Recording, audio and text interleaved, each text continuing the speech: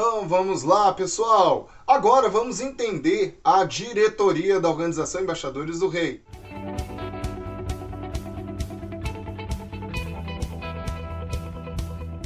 É muito legal essa parte, porque quando você dá um cargo para qualquer pessoa, em qualquer organização, e diz, você é responsável por isso, e sem a sua tarefa, sem o seu trabalho, nós teremos dificuldades. Então, lembre-se, essa tarefa, o seu cargo, a sua função é muito importante para nós.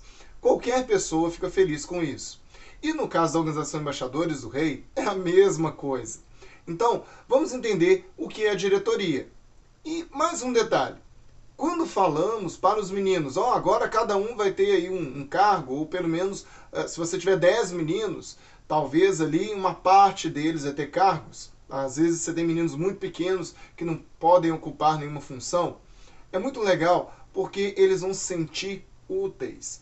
E aí, sabe aquele problema de numa reunião você tem 20 meninos e na outra reunião você tem 10? E aí você fala, o que está acontecendo? Esses meninos estão faltando? É porque eles faltam pensando, não vou fazer diferença, eu indo ou não, hoje eu não estou muito legal, hoje eu vou jogar videogame, hoje eu estou recebendo meus primos em casa, eu não vou. Entendeu? O cargo dentro da organização atrai os meninos, cria raízes, fixa eles e dá a eles um motivo para estarem presentes. E mais, a organização funciona melhor, porque a divisão de tarefas alivia o conselheiro. Então, vamos lá. O primeiro posto e um dos mais decisivos, estratégicos, é o embaixador-chefe. Então eu, como conselheiro, eu passei por isso. Então fui embaixador-chefe. Só que antes de ser embaixador-chefe, havia ali uma prerrogativa de que o embaixador-chefe precisava ser batizado. Como eu estava muito novo, ainda não tinha sido batizado, então antes de ser embaixador-chefe, eu ocupei outro cargo, que era um cargo que não era necessário, não era solicitado que fosse batizado, que era o cargo de intendente, que você vai entender daqui a pouco. Mas depois eu fui embaixador-chefe. Também fui o assistente. Em uma das eleições, aí definiram, agora quem já foi embaixador-chefe em 2 eleições, agora não pode ser mais o chefe, mas pode ser o assistente. E era muito legal. Então, os cargos ali decisivos, estratégicos, são embaixador-chefe, o assistente, que seria o vice, e temos também o intendente, o secretário, o tesoureiro, o porta-voz, e também temos os cônsules. O que o cônsul faz? Você vai entender daqui a pouco.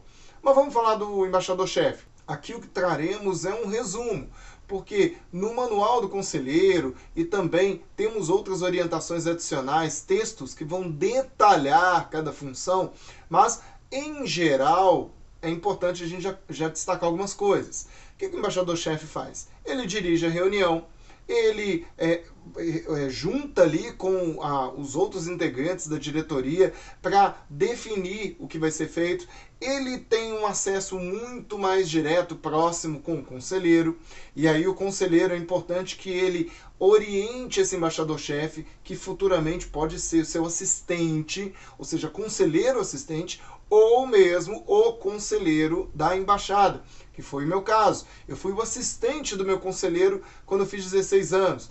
Com 18 anos, aí eu era o assistente ali definitivo, porque já não tinha idade para embaixador. E com 19, eu era conselheiro. Não é exatamente um plano de carreira, mas acaba sendo dessa forma se você, conselheiro, conduzir. Lembre-se, existe falta de líderes. Esse curso serve para você se capacitar e futuramente capacitar também os líderes da próxima geração. Então vamos lá. Aí o embaixador-chefe, então, ele vai dirigir as reuniões, vai ter toda aquela prerrogativa. E o próximo é o assistente, que na falta do embaixador-chefe é quem dirige as reuniões, é quem toma ali decisões. Quando essa diretoria de meninos se reúne para decidir coisas, o embaixador-chefe e o assistente, eles são aqueles que conduzem todo esse processo. E muitas vezes são aqueles que dão a decisão final em parceria ali com o conselheiro. O embaixador-chefe e, na ausência do chefe, o assistente, eles coordenam também os cônsules, né, que a gente vai entender daqui a pouco. Vamos falar do intendente. O intendente basicamente é aquele que cuida dos materiais da embaixada. Então, a embaixada tem manuais. Cadê o manual? Onde que está? O intendente vai localizar. Bola, a gente precisa da bola, bola de ping-pong, bola de futebol, raquete e outros materiais esportivos. É o intendente. Então, a organização, o estoque, a logística, quem cuida disso é o intendente. E aí você, como conselheiro, vai dizer a esse menino que vai ocupar esse cargo, vai dizer para ele, você é o responsável por esses materiais.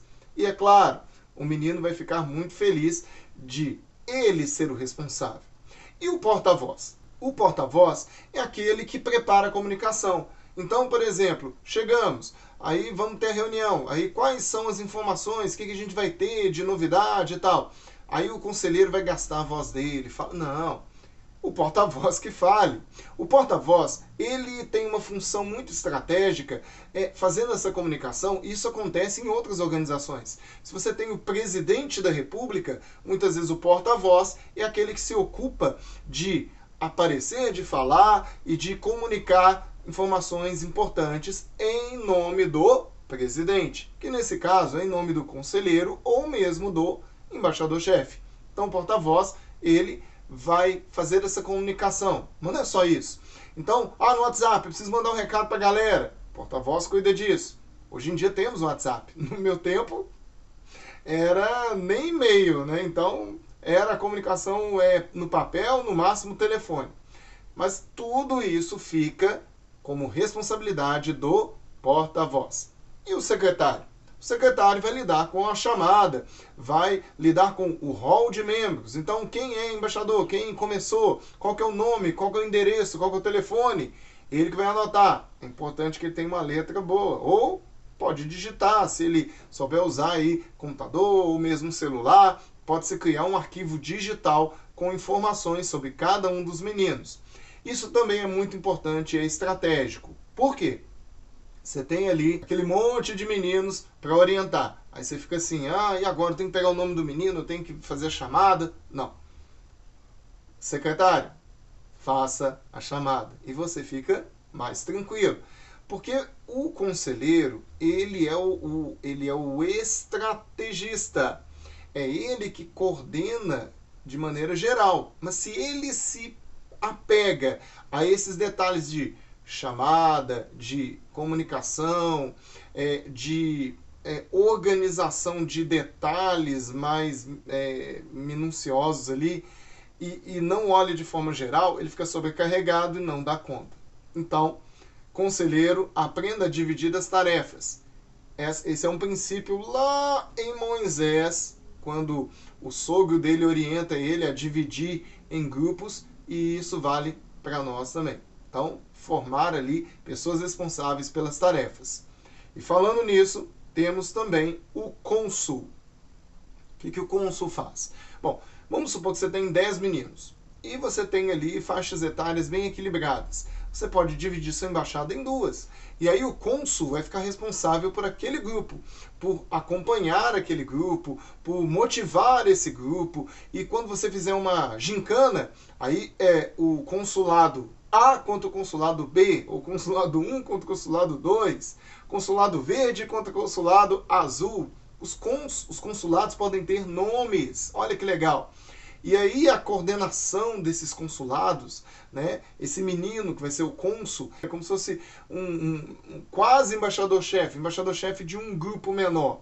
E isso é muito legal, você está treinando a liderança. Então é importante lembrar, o cônsul, ele é um líder. Isso cria uma competição dentro da embaixada que deve ser sadia. Se você perceber que está virando uma coisa muito acirrada, muito agressiva até, você tem que mediar. Novamente, o conselheiro é o estrategista desse processo. E dentro da diretoria ainda tem um cargo que também é muito fundamental, que eu deixei para o final. O tesoureiro. O que o tesoureiro faz? Ele basicamente vai lidar com o dinheiro. E aí é importante que haja um momento de ofertas. esses meninos podem então receber essas ofertas, ou melhor, podem dar ofertas que vão ser contabilizadas pelo tesoureiro. Quando tiver uma reunião com pais, por exemplo, o tesoureiro ele pode fazer um anúncio, ou mesmo encaminhar isso para o porta-voz, ou até o embaixador-chefe, porque coisas que vão ser comunicadas podem ser feitas por qualquer um desses, pelo tesoureiro, pelo porta-voz, ou pelo embaixador-chefe, ou pelo conselheiro. Falar com os pais, nós estamos levantando aqui recursos para tal finalidade, para comprar uma bola, por exemplo. E aí o tesoureiro pode fazer essa comunicação também na reunião de pais. Pode dar até relatório para os pais e para os meninos, claro. Temos R$50 no caixa e precisamos de mais 50 para comprar a bola, para comprar raquetes de ping-pong ou qualquer outro material ou para qualquer outra finalidade. Então, o tesoureiro tem que ser um menino que tenha responsabilidade. E no caso do dinheiro em espécie, você tem que ter um local dentro da embaixada dedicado a guardar esse dinheiro, e eu tenho que dizer isso, com segurança. E aí a responsabilidade fica com o tesoureiro. Quem pode ter a chave do armário onde está o dinheiro? Mas quem pode ter a chave? O embaixador-chefe, o conselheiro e o tesoureiro. E só. Ou, se vocês definirem, só o tesoureiro, decidimos em reunião, só ele vai ter a chave. O ruim é que só uma pessoa vai abrir, né? Então tem esse detalhe. Mas tudo isso deve ser definido junto com a embaixada e sempre conversando e dialogando com a diretoria. Beleza? Bom, é isso. Aí, na próxima etapa, próxima aula sobre a Organização Embaixadores do Rei, vamos estudar formas de reunião. Como realizar uma reunião da embaixada. Então, vamos para a terceira aula daqui a pouco.